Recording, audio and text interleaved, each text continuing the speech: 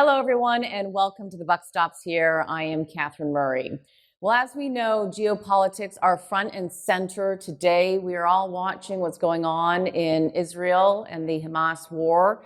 And we really need to think about the geopolitics in general and how that impacts Canada, as well as Canadian policies.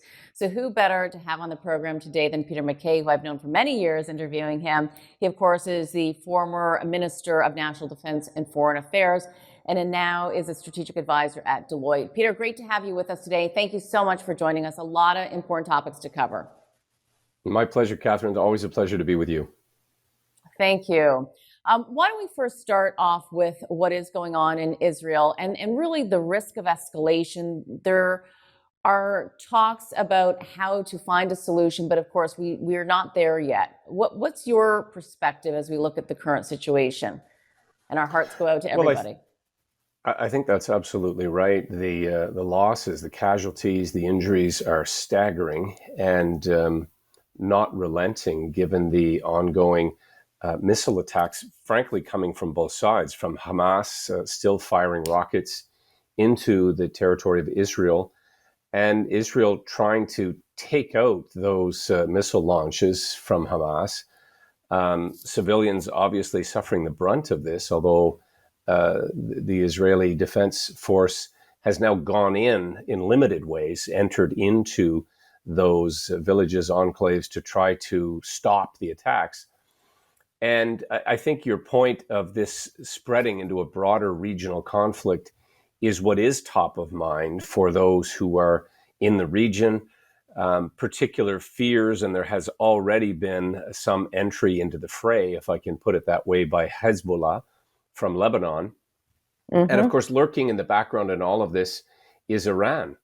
And Iran supplying the majority of the rockets and munitions that Hamas have been using, and of course Hezbollah as well. And so that very destabilizing and I'll say it, insidious influence of Iran is a major, major concern that this could escalate even further and cause even further loss of human life. What's your sense, Peter, in terms of what would be a possible solution? And then again, I know we're not there yet, but there are, of course, strategists talking about a two-state solution to try to de-escalate this. What are you hearing in your contacts, with your contacts? Well, that two-state solution has certainly been on offer for a very long time. It's been the subject of numerous summits, interventions from the United States, other countries, other mediation attempts. The challenge, one of the challenges, is certainly who do you talk to as far as Hamas?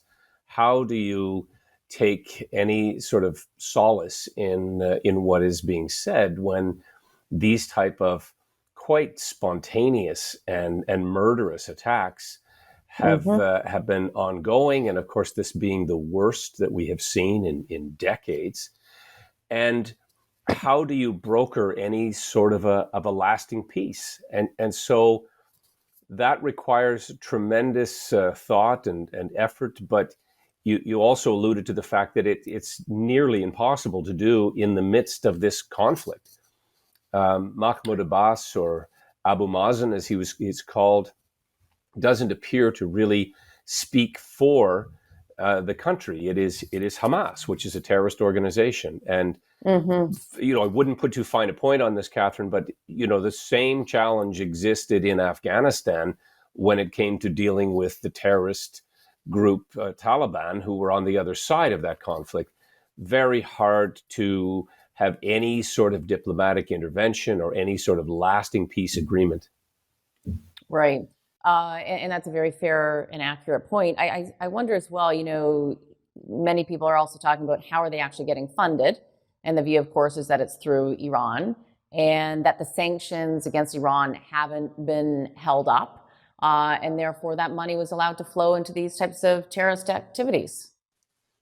Well, that's right. And that's where it gets very murky. Even calls for a peace talks or a ceasefire allow Hamas to rearm and to fortify themselves. And the complication of trying to get humanitarian relief, getting people out through Ramallah, this is again an extremely difficult challenge.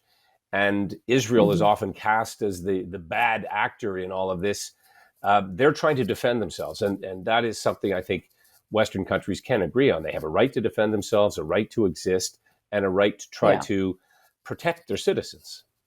absolutely. We'll take a quick break. We'll be right back.